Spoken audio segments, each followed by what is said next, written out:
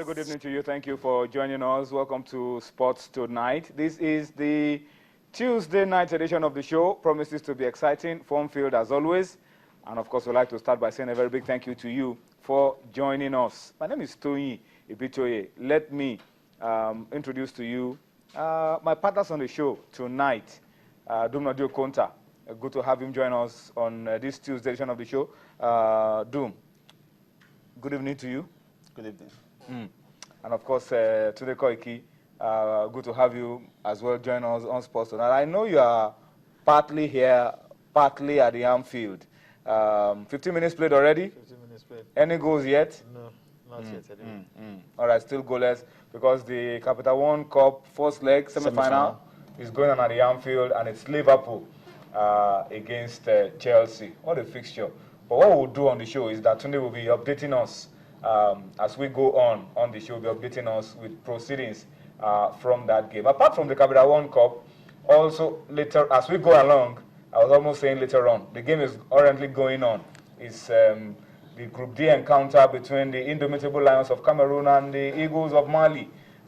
First half, goalless, still goalless in that game. We will also try to update you with this result as we go along on the show tonight. All right, gentlemen, what do we have lined up for the show tonight? Later on the show, Yemi Adebayo will be joining us. So we're taking a look at the Australian Open. Top seeds are moving on in the men and the women's category, although we've had a big casualty for the women, Anna Ivanovic, crashing out on the very first day. But then later on, Yemi will be joining us. We're taking a look at the Australian Open. We'll also be talking a little bit of golf on the program tonight, and of course, we'll be giving you the updates around the 2015 Africa Cup of Nations and the Capital One Cup that's also going on. On the show tonight as well, we'll bring you highlights from the Asian Cup. Japan and Iraq are through to the quarterfinals, and it's one massive tournament with plenty of goals, exciting football, end-to-end stuff in the Asian Cup, and we'll try to talk about it as well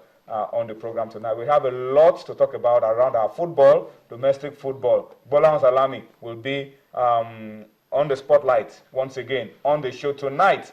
And of course, Dumnadio Konta is here. Will be giving us the build-up to the new season, the Global Premier League season for 2014-2015. Or is it 2014-20? Which one? Which 2015? 2014-2015. It's 2015. Not 2014-2015. It's going to take that's how you read the football calendar. 2014-2015. That's it. That's a 2014. When you read it, even academic reality. No. Even academic calendar, we don't use the year. Yes, it's Even though we are going to 2014. start in June. Yes, But 2014. it was in reality. The reality was 2014. But then you have to adjust, because even if there's been an adjustment, you can do the adjustment. But the fact is I that, given the circumstances, 2014-2015, but it's entirely starting 2015 and ending 2015. But it's 2014-2015. Dumnodi will be giving us the build-up. And today he's taking us to Uyo. Aqua United, Yes. in the news. And of course, the build-up to the Glow Super 6. Don't forget, it's starting this Saturday, 6 teams. And it promises to be exciting. Maybe by tomorrow, we should start our build-up to the Glow Super 6. What kind of players should you look out for? From the teams that we participate in. Dumnadi will be giving us all of that from tomorrow and our own build-up to the Super 6. All right? But gentlemen, let's start off the show with feedback. Yeah, let's start with the feedback. Let's tell you that this show is not complete without you. Let's remind you once again that you can be a part of all that we're doing by taking advantage of what you are seeing on your screen. Our platform mechanisms, our feedback mechanisms are showing on your screen on Facebook, on Twitter. Get busy with us. Give us your own opinion to the issues that we've raised on this program. And let's try to get your feedback. And we will try to make it as immediate as possible. We will try to read your comments once you tweet at those handles. And you also post your comments, of course, on Facebook. And of course, the message we've been preaching all along is that of immediacy. Wherever you are watching us from, you can be a part of the show. And we also need to remind you that if you want to watch us live and you're not close to your TV set, you want to watch us on your device, maybe on your iPhone or on your iPad or on your BlackBerry or whatever device you have, you want to watch us live. It's simple. Just go on to what you see on your screen, m.channelstv.com. You'll be able to follow us live, real time, on your device. whatever device you're holding on to. And you can also carry channels with you by downloading the Channels app, so that you can have channels with you wherever you go across the world. You are able to watch all that's going on Channels TV and able to contribute to all that we're doing on the show. All right, so that's it. And don't forget that wherever you're watching us from, tell us where you are. Put it there. If you're watching us from Chicago, put it. If it's from Warsaw, put it. If it's from Afghanistan, Cambodia, wherever, put it there. Let's know where you're watching us from so that we can really get that international feel. It's very, very key. Now that Tunde has cleared his throat, let me see if there's an update around the Anfield. Tunde, what exactly is going on? There's no update. It's still goalless. It's still goalless. All right, because I thought that was a sign that Liverpool had scored a goal, but it's still goalless at the Anfield. But that's just by way of feedback for us to be able to talk to you and for you to be able to talk to us on Sports Tonight. Gentlemen, let's start off with some good news. Sorry, an update? Updates. I said it. I said it. Eden Hazard has scored 18th Oh. minute. Oh. For Chelsea, it's Liverpool 0, Chelsea 1. Wow. Wow. Okay. So Chelsea going ahead in that game? In that game. All right. So Places advantage Chelsea, Advantage first Chelsea. leg, but then there's still plenty of time and a lot can still happen in that game. So let's see how it pans out. All right. So Tunde, now that Chelsea have scored, I'm not sure we'll be able to get your best on the show tonight. Wait, South Africa scored first yesterday against Algeria. We all know how that game panned out. So How it ended. So we are hoping for the same thing. I'm definitely hoping for the same thing. Okay. All right. Let's go to the good news that I want to start the show with tonight. A lot of you have been asking us questions around this for a very, very long time because we started the campaign a few days ago. But there's good news coming through, and that's for our table tennis contingent. The good news is that the National Sports Commission have approved Nigeria's participation in the ITTF African Championship in Cairo. Tunde, good news. But it's particularly fantastic news for me as well because when you consider the tremendous amount of effort that the Nigerian Table Tennis Federation has put in and also that has yielded results in the likes of Varuna Quadri winning some particularly major awards last season as well, showing as well at the Commonwealth Games, it would have been nothing short of a disaster if we did not participate in this competition. We've consistently maintained that this table tennis used to be Nigeria's birthright on the African continent. There was a time when the Nigerian team showed up, everybody else just took it for granted that it was going to be a clean sweep for Nigeria. Until the likes of Egypt began to invest heavily in it. Congo began to poach Nigerians. And you know, it has consistently called into question whether we were willing to make the efforts to want to remain relevant in the game. And the coming of Ellington Oshodi and his team in the Nigerian Table Tennis Federation has breathed a new lease of life into the sport. We've seen how much they've done in so little time, and one can just imagine how much more they can do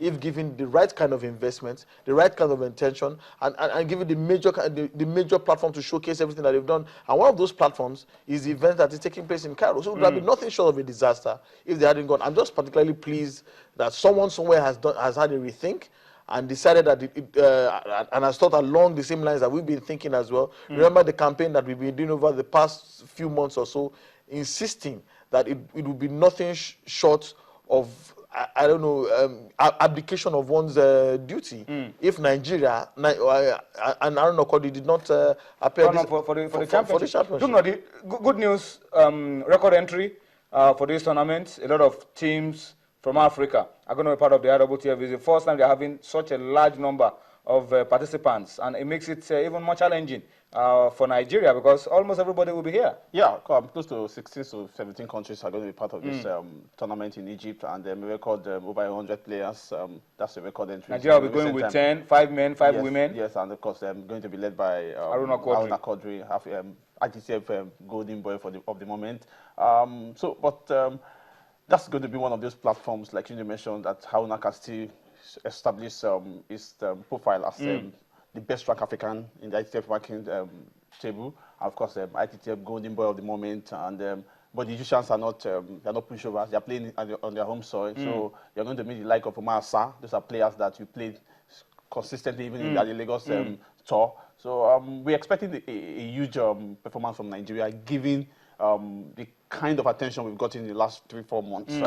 going by Aruna Quadri's rising profile. And his profile, and his profile. But it's not going to be Aruna Quadri alone. We're looking at what the other guys will do to back up, to support, so that we don't have a lot of pressure on him, so that we know what that means. We don't break him. Yes, no, not break him with our expectation. We don't ride a willing horse to death. So, but we're expecting not Aruna Quadri this time around. Some other people. Team Nigeria. It should be Team Nigeria this time. Team Nigeria. And of course, Aruna Quadri, on a personal note, it's been looking so good for him. A lot of companies have been endorsing him, and I think that's a challenge for Nigerian companies to also stand up and be counted. Joma, kit manufacturing company. Jula, I beg your pardon. Germany-based kits manufacturing company have endorsed him. They've given him special blade, and has been working with special balls as well. And that's encouraging. A company in the United States of America have also endorsed Aruna Quadri. And Aruna Quadri is asking question. These countries are not my country. What is happening to my country? What about private corporate bodies in Nigeria? Well, that's a question that we want to see corporate bodies answer for Aruna Quadri. But that's the story, really. And we hope to see, not just for Aruna Quadri, corporate support for sports generally, for table tennis in Nigeria in the days to come. All right, let's go quickly and see if we can read some of your tweets that are already coming through. A lot of people are asking questions and celebrating with Aruna Quadri, celebrating with the National Sports Commission. And they said it's now left for the table tennis team to go out there and do us proud. How optimistic are you, Tunde, that these guys will go out there and do what we need to do? Because if we do well at this championship in Egypt, we have a chance to be at the World Championship in China in April. Well, I'm just hoping that all the investments that we've put in place over the past few months will begin to bear fruit. We've talked so much about how very eloquently about what the ITTF is doing, bringing into for a lot of other players. What the Lagos Classics has also thrown up as well. The fact that we now have a thriving local table tennis circuit, a lot of players are now being thrown up into the field. Players who would never ordinarily have gotten a chance to showcase their talent. Table tennis is thriving in Nigeria. I'm just hoping that if we can get at least five of our best players who can get into the medal zone, I think it will be a fantastic achievement. If you can get at least another 3 or 4 of them who qualify for the World Table Tennis Championship as well, I would, for me, that would be it would be worth the while, it would be worth the investment as well. But we would like to, plead with the authorities, especially the National Sports Commission, that they should remember that Nigeria is not a football-only country. Yes, it is the king of sports. Yes, it's our national sport as well. But there are some people who will tell you that for a fact that they don't like football, that there are other sports that they like. If they pay equal attention, as much attention as they pay to football to other sports, I mean, the sky's our limit. Okay, so that's a challenge for us. Let's see how much of places we'll secure at the championship in Cairo, going into the World Championship in April. That will be in China. All right, let's go on a quick break now. When we return from the break, we'll spend some time to talk about an issue that we raised a few days ago, Bola Salami, and our best players going abroad. And of course, the impact that is having on domestic football in terms of the quality, one, and of course in terms of the money and the investment made return to where these guys are being produced. We'll talk about all of that and more after this time out.